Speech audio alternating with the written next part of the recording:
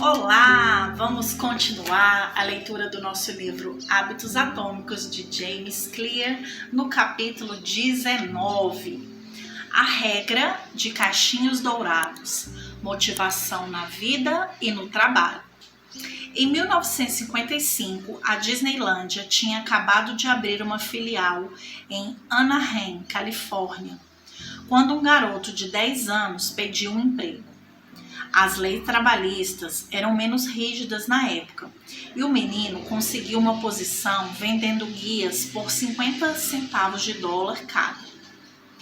Em um ano, ele fez a transição para a loja de mágica da Disney, onde aprendeu truques com os funcionários mais antigos.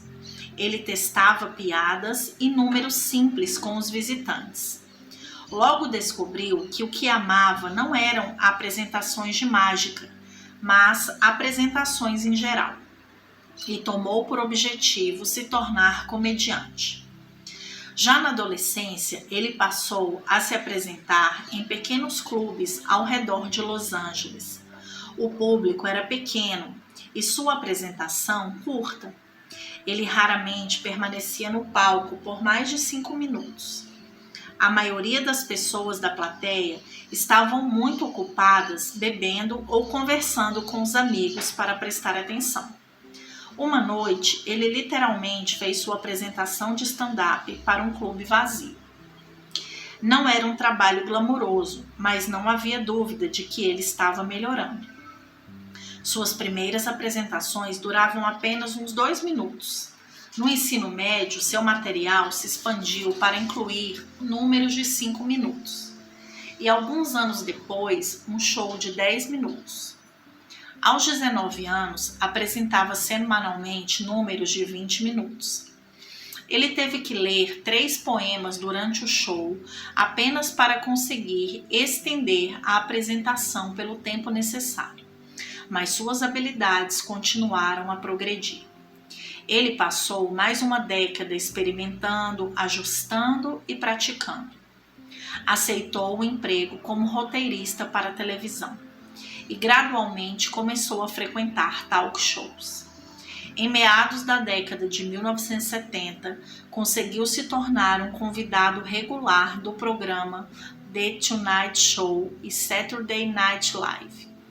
Finalmente, depois de quase 15 anos de trabalho, o jovem conquistou a fama. Ele visitava 60 cidades em 63 dias, depois 72 em 80 dias, então 85 cidades em 90 dias. Um de seus shows em Ohio teve um público de 18.695 pessoas. Outros 45 mil ingressos foram vendidos para sua turnê de 3 dias em Nova York. Ele foi lançado ao estrelato e se tornou um dos comediantes mais bem-sucedidos de seu tempo. Seu nome é Steve Martin. A história de Martin traz uma perspectiva fascinante sobre o que é preciso para manter hábitos em longo prazo. Comédia não é para os tímidos. É difícil imaginar uma situação que cause medo nos corações de mais pessoas do que se apresentar sozinha no palco e não conseguir fazer rir. E, no entanto, Steve Martin enfrentou esse medo todas as semanas durante 18 anos. Em suas palavras, 10 anos de aprendizado, 4 de refinamento e outros 4 de sucesso. Porque algumas pessoas, como Martin, persistem em seus hábitos, seja fazendo piadas, desenhos animados ou tocando violão, enquanto a maioria de nós luta para permanecer motivada? Como projetamos hábitos que nos mantenham atraídos e não nos desgastem? Os cientistas estudam essa questão há muitos anos. Embora ainda haja muito a aprender, uma das descobertas mais consistentes é que a melhor maneira de manter a motivação e atingir níveis máximos de desejo é trabalhar em tarefas de um nível de dificuldade perto do limite das nossas capacidades. O cérebro humano adora um desafio. mas apenas se estiver dentro de uma zona de dificuldade ideal. Se você gosta de tênis e tentar jogar uma partida séria contra um garoto de 4 anos, rapidamente ficará entediado. É muito fácil. Você vai ganhar todos os pontos. Por outro lado, se jogar com um tenista profissional como Roger Federer ou Serena Williams, perderá rapidamente a motivação, porque a partida é difícil demais. Agora, considere uma partida contra alguém que seja igual a você. Conforme o jogo avança, você ganha alguns pontos e perde alguns. Tem uma boa chance de ganhar, mas só se realmente se esforçar. Seu foco aumenta, as distrações desaparecem e você se vê totalmente investido na tarefa que tem em mãos. Esse é um desafio de dificuldade no limite de sua capacidade e é um excelente exemplo da regra de cachinhos dourados. A regra de cachinhos dourados afirma que os humanos experimentam a motivação máxima quando trabalham em tarefas que estão bem no limite de suas habilidades. Não muito difíceis, não muito fáceis, na medida. A carreira de comediante de Martin é um excelente exemplo da regra de cachinhos dourados na prática. A cada ano, ele expandia o tempo de sua apresentação cômica, mas apenas em 1 minuto ou 2 ele estava sempre adicionando material novo, mas também mantinha algumas piadas que garantiam risadas. Houve apenas vitórias suficientes para mantê-lo motivado e erros suficientes para mantê-lo trabalhando com afinco. Quando você está começando um hábito, é importante manter o comportamento o mais fácil possível para que continue com ele, mesmo quando as condições não estiverem perfeitas. Essa é uma ideia que abordamos em detalhes ao discutir a terceira lei da mudança de comportamento. Uma vez que um hábito tenha sido estabelecido, é importante continuar avançando em pequenos passos. Essas pequenas melhorias e novos desafios mantêm você engajado.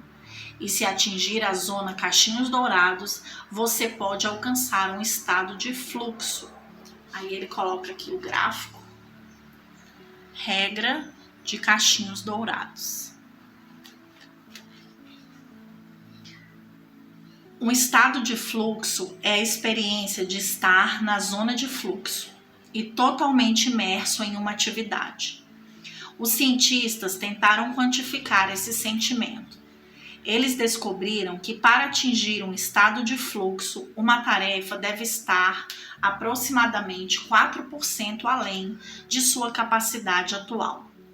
Na vida real, normalmente não é factível quantificar a dificuldade de uma ação dessa maneira, mas a ideia central da regra de caixinhos dourados ainda é válida. Trabalhar em desafios de dificuldade perto do limite de sua capacidade, só um pouquinho além, parece crucial para manter a motivação. O aperfeiçoamento requer um equilíbrio delicado. Você precisa procurar regularmente por desafios que o levem ao limite, enquanto continua a progredir o suficiente para permanecer motivado. Os comportamentos precisam permanecer novos para que continuem atraentes e satisfatórios. Sem variedade, ficamos entediados, e o tédio é talvez o maior vilão na busca do aperfeiçoamento. Próximo subtítulo: Como manter o foco diante do tédio ao trabalhar em suas metas. Depois que minha carreira no beisebol terminou, comecei a procurar um novo esporte. Eu me juntei a uma equipe de levantamento de peso e um dia um treinador de elite visitou nossa academia. Ele havia trabalhado com milhares de atletas durante sua longa carreira, incluindo alguns olímpicos. Eu me apresentei e começamos a falar sobre o processo de aprimoramento.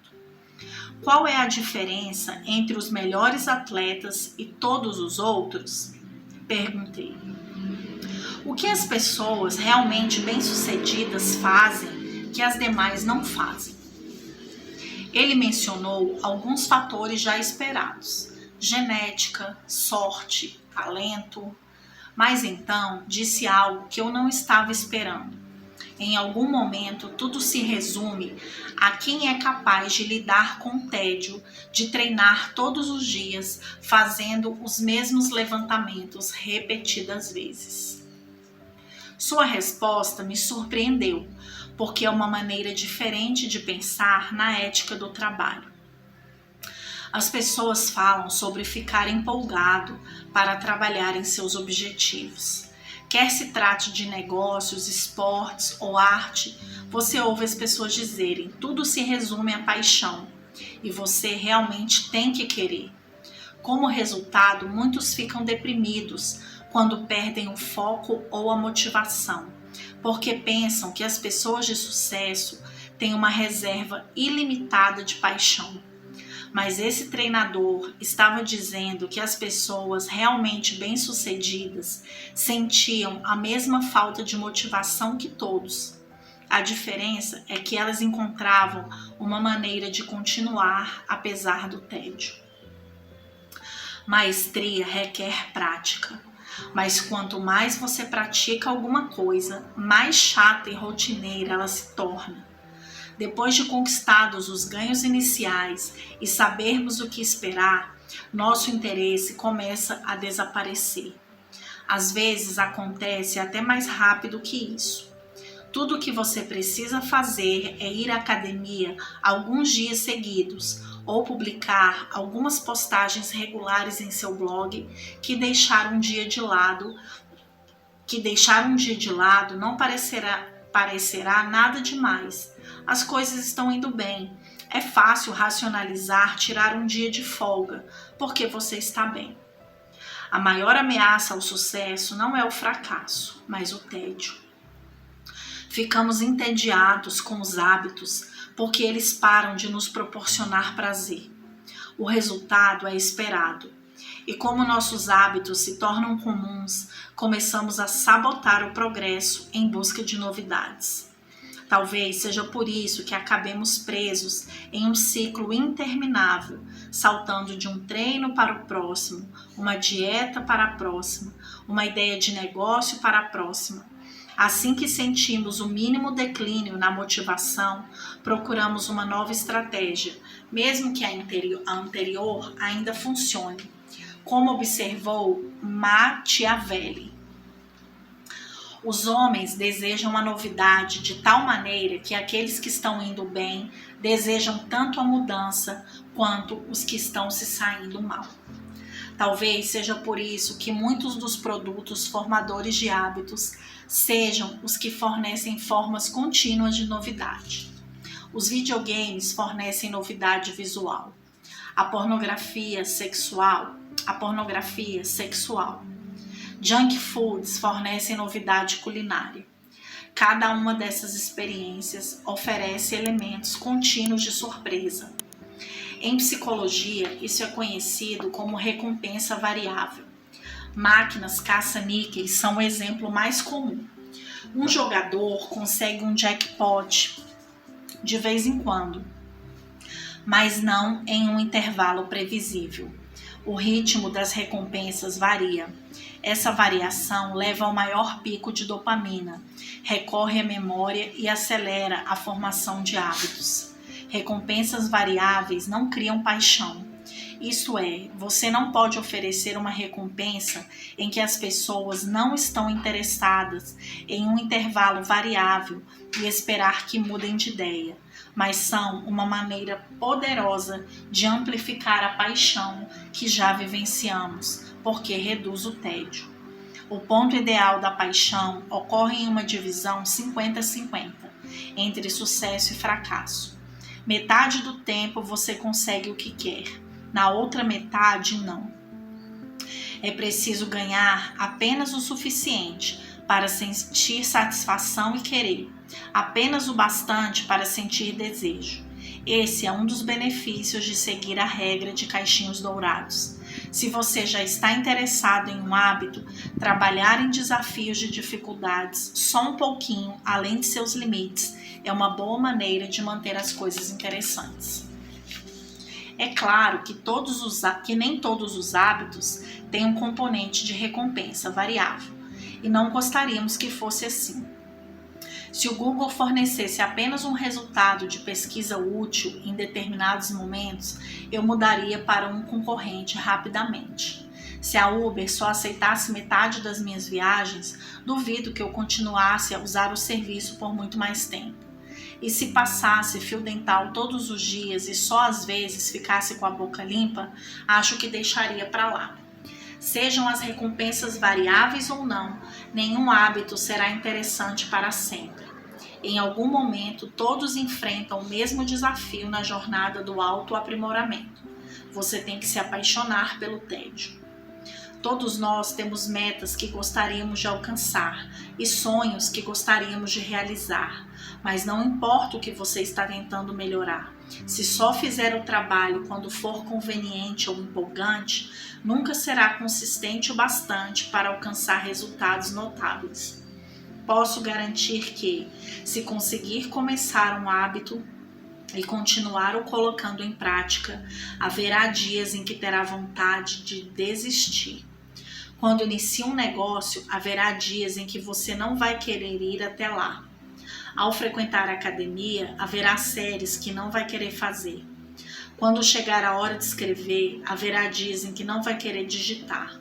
Mas insistir quando é irritante, doloroso ou desgastante é o que faz a diferença entre um profissional e um amador. Profissionais cumprem o cronograma, amadores deixam a vida atrapalhar seu caminho. Os profissionais sabem o que é importante para eles e trabalham para atingir suas metas com propósito. Os amadores são desviados do curso pelas urgências da vida. David Ken, autor e professor de meditação, incentiva seus alunos a evitar serem meditadores de conveniência. Da mesma forma, você não quer ser atleta, escritor ou qualquer coisa de conveniência. Quando um hábito é realmente importante, você tem que estar disposto a colocá-lo em prática de qualquer modo. Os profissionais agem mesmo quando o momento não é ideal.